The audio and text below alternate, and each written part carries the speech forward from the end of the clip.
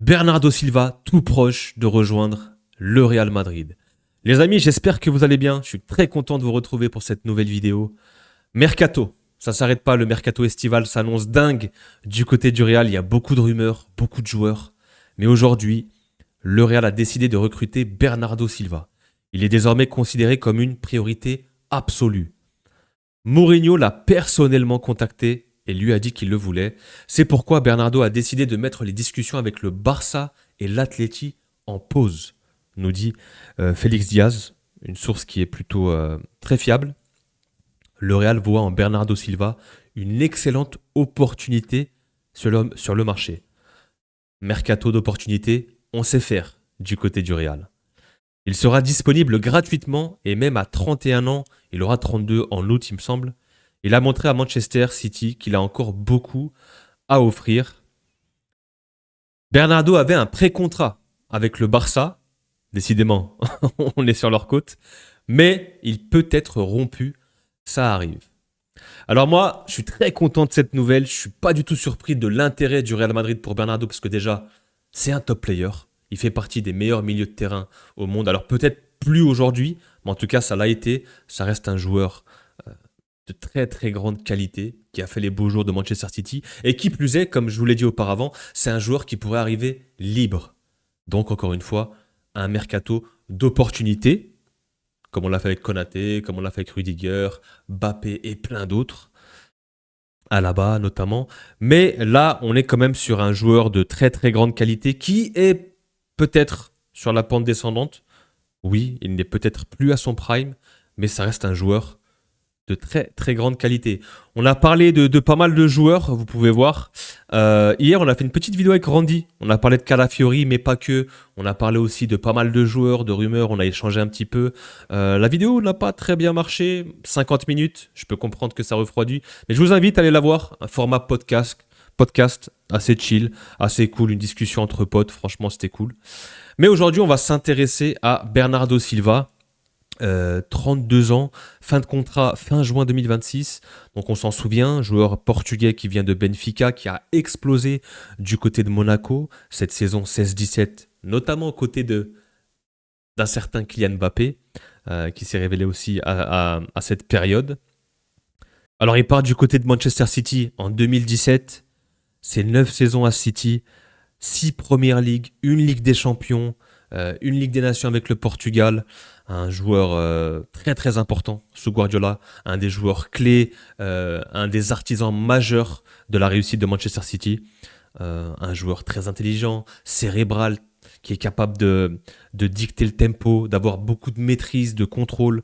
C'est un joueur que j'adore, mais on peut voir ici sa courbe, il est sur une pente descendante. Il y a peut-être 2 ans encore, il valait peut-être 60, 50 millions. Aujourd'hui, on l'estime aux alentours de 20 millions. C'est ce que je disais, c'est un joueur qui a dépassé la trentaine. Mais ça reste quand même un joueur de très très grande qualité qui pourrait arriver libre du côté du Real. Et tu peux pas te priver d'un joueur comme ça qui peut arriver libre avec une telle qualité. Quand on regarde un petit peu son graphique, c'est un joueur qui adore avoir le ballon, pas très très bon dans les duels, pas mal d'actions défensives. J'ai été assez surpris lors de ses stats et ses datas. On ira voir ça un peu plus près tout à l'heure. Cette saison en première ligue, c'est pas des gros stats, c'est 2 buts, 4 passes D. On peut voir ici, c'est un joueur qui brille par la passe, bien évidemment. C'est un joueur aussi qui a des belles stats défensives. Alors moi, j'ai été surpris. Pour moi, je voyais comme un joueur qui était bon avec, mais moins sans ballon. Et là, pour le coup, les gars, on le voit, c'est un joueur qui presse, qui court énormément. C'est un marathonien. Beaucoup d'actions défensives, qui taque. Il y a beaucoup d'interceptions. Et il est plutôt dans l'anticipation et le placement que vraiment le duel et le combat physique. Donc ça ressemble pas mal un peu à un remplacement de Toni Kroos. Enfin, j'ai envie de dire. Voilà, ça reste un joueur de très très grande qualité. Mourinho l'a contacté. Alors, Bernardo Silva, c'est un joueur qui est capitaine aujourd'hui du côté de Manchester City. C'est un leader. Alors, peut-être pas par la voix ou le côté vocal, mais plutôt par sa qualité technique. C'est un leader technique sur le terrain. Voilà, comme j'ai dit, estimé à 22 millions, fin de contrat. Ok. On peut le voir, cette saison, il a beaucoup évolué au milieu de terrain, milieu central, milieu offensif. Très peu en tant qu'ailier droit, c'est terminé. C'était dans sa, on va dire, à son prime, il était ailier droit. Ensuite, il s'est repositionné dans le cœur du jeu pour avoir un peu plus de contrôle et de maîtrise.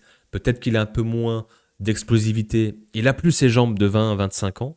Donc, c'est un joueur qui, pour moi, aujourd'hui, est un meneur de jeu reculé. Clairement, il peut jouer dans un double pivot, dans un milieu à 3, peut-être milieu offensif aussi en tant que 10, dans un 4-2-3-1 du côté du Real avec Mourinho. Alors, qui est-ce qui pourrait remplacer quand on regarde les milieux de terrain du Real Madrid? On a Tchouaméni, Valverde, Camavinga, Pitarch, Sestero, Ceballos, Manuel Angel qu'on a vu un petit peu aussi, Bellingham, Arda et César Palacios. Alors déjà les jeunes, moi je les élimine. Maintenant Tchouaméni, Kama, moi je pense que on doit s'en séparer au moins d'un des deux. Moi je pense que Tchouaméni, Bernardo dans un double pivot, ça peut être complémentaire, honnêtement.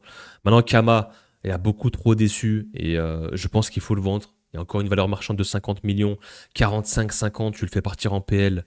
Il y aura des clients, c'est sûr et certain. Ceballos, ça risque de partir. Les jeunes, il y aura très peu de temps de jeu. Et ensuite, on parle de Bellingham, de Valverde. Donc, il peut être complémentaire avec ces joueurs-là. Les petits data graphiques, alors je les comparais à un Vitinha, ce qui se fait de mieux, meneur de jeu reculé. Et ben honnêtement, les gars, on est quasiment sur un graphique similaire. On peut voir que Vitinha est un peu meilleur partout. Sinon, c'est le même graphique, en un peu plus petit. Joueur qui est bon avec le ballon au pied, par la course, par les passes vers l'avant, qui gagne quelques duels, les passes progressives aussi, très important. Donc en fait, c'est un joueur qui a beaucoup de contrôle, qui aime bien avoir le ballon, et c'est ce qui nous manque actuellement du côté du Real. On peut le voir, hein. Depuis qu'on a perdu Kroos, il nous manque vraiment ce joueur qui peut gérer le tempo, dicter le jeu, accélérer, ralentir, capable de jouer sous pression. Il nous manque ce joueur-là. Et aujourd'hui, Bernardo peut l'être. Alors comment le faire jouer? Comment l'intégrer dans une équipe en 4-2-3-1? Je l'ai mis ici dans un double pivot avec Bellingham et Güler plus haut, ou pourquoi pas avec un Tchouaméni, ça peut être complémentaire. Tchouaméni qui va au mastic et avoir Silva qui garde le ballon. 90% du temps, on aura le ballon face à nos adversaires en Liga. Maintenant, j'ai des doutes quand même sur les matchs à gros coefficients en Ligue des Champions. Est-ce qu'il sera capable de répondre à l'intensité, au rapport de force face à des milieux de terrain adverses élites? Là, j'ai des petits doutes. On n'aura sûrement pas le ballon. On sait que le Real Madrid, par moment, face à des gros, on aime bien rester dans notre camp. Moi, je trouve que Bernardo te ramène une plus-value plutôt quand tu as le ballon, parce que c'est un joueur qui rayonne et qui performe avec ballon, même si sans ballon, bah, il court beaucoup, il presse et il anticipe, mais c'est pas ses qualités premières non plus. J'ai du mal à voir un Bernardo courir pendant 90 minutes un peu partout. Il peut apporter aussi dans la rotation, c'est-à-dire qu'on aura des saisons à 60 matchs quasiment, donc avoir un Bernardo qui peut te faire souffler et qui peut jouer un peu partout, parce qu'il a cette polyvalence, au milieu de terrain il peut jouer partout, et peut toujours jouer un petit peu à droite, je dirais peut-être pas coller la ligne, mais jouer dans un demi-espace. Donc en fait il peut te régler pas mal de problèmes.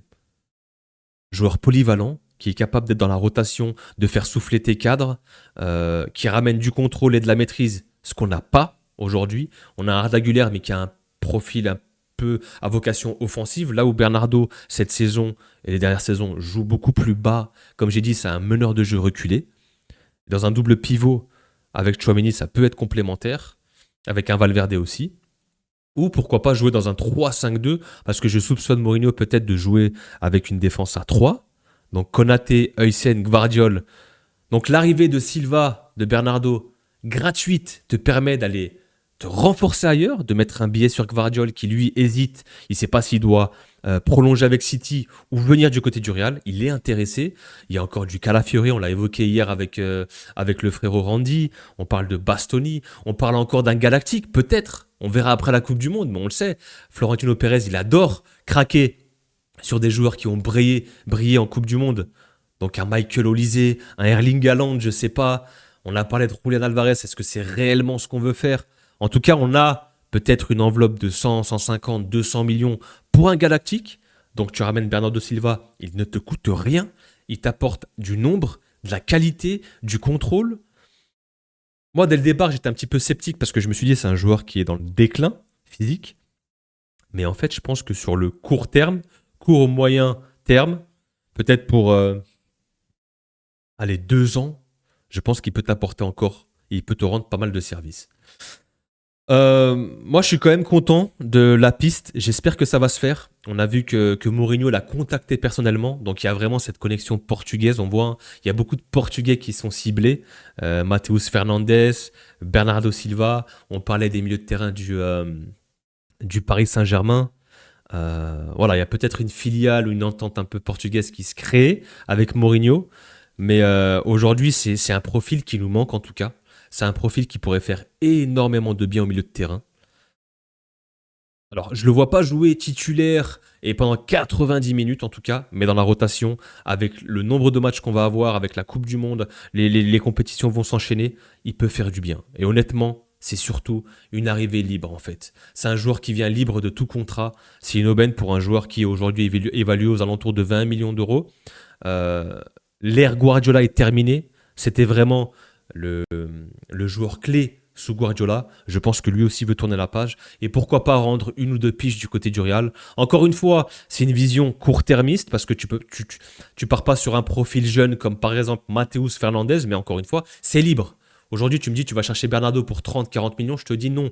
Par contre, s'il vient libre pour 1 ou 2 ans, c'est une très très belle opportunité. Il ramène du nombre, et, il pourra faire jouer la concurrence, il a de l'expérience, il pourra encadrer les jeunes aussi. Donc en fait, je vois beaucoup de points positifs, quasiment que des points positifs. Maintenant, les petits doutes, c'est sur son âge, sur sa capacité à tenir pendant 90 minutes, sa capacité à répéter les efforts, jouer dans une équipe qui joue sans ballon, bloc bas et qui doit exploser en contre, je sais pas. Maintenant, voilà, en Liga, il va faire énormément de bien. C'est un joueur qui a du contrôle, qui sait garder un ballon, qui maîtrise et qui a du contrôle sur le jeu. C'est ce qui nous manque. Depuis Kroos, on l'a pas. Alors, c'est pas le profil jeune pour repartir, mais en tout cas, ça peut être un tonton, un taulier qui vient t'assurer tout de suite. En fait, c'est un joueur qui vient qui est opérationnel. Voilà. C'est un joueur qui arrive et qui est opérationnel tout de suite. Et c'est peut-être ce que veut Mourinho avec comme projet, pourquoi pas, d'aller chercher justement cette Ligue des Champions qui lui manque. Les amis, dites-moi en commentaire ce que vous en pensez de cette piste. Est-ce que vous êtes hype? Est-ce que vous êtes plutôt réticent? J'ai hâte de vous lire en commentaire. Moi, j'étais un petit peu sceptique au départ, mais avec des recherches, bah, on voit que c'est un joueur qui n'est pas finito, qui a encore des services à rendre et qui a encore des qualités. Donc, je vous attends en commentaire. Dites-moi ce que vous pensez de cette piste. Est-ce que ça peut se faire? Je pense qu'en termes de pourcentage de faisabilité, on est quand même très très haut. Si Mourinho l'a appelé personnellement, c'est que vraiment, c'est un transfert qui est très plausible du côté du Real. C'est pas fini, hein. Il y aura beaucoup de vidéos mercato, les gars, donc je compte sur vous. Abonnez-vous, likez, donnez de la force, c'est très, très, très important. N'hésitez pas à réagir en commentaire. Et puis nous, on se revoit très très vite pour de nouvelles vidéos. Prenez soin de vous, les gars. Peace.